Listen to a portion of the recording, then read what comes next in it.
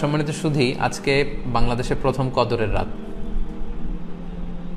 যদিও বাংলাদেশে 27 তারিখের রাতটাকে খুব বেশি গুরুত্বের সাথে পালন করে, কিন্তু আসলে রমজানের শেষ দশকের 5টি বেজর রাতের যে কোনো রাতে কিন্তু কদর হয়ে যেতে পারে।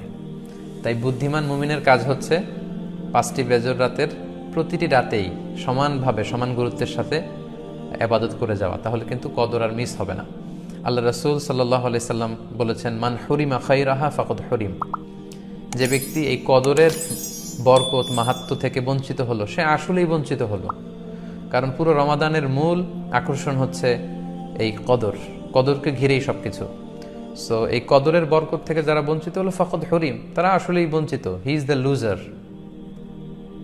সে আসলেই বঞ্চিত। আমরা বঞ্চিত হতে চাই না, আমরা গেইনার হতে চাই, আমরা বারাকা রহমত হাসিল করে নিতে চাই।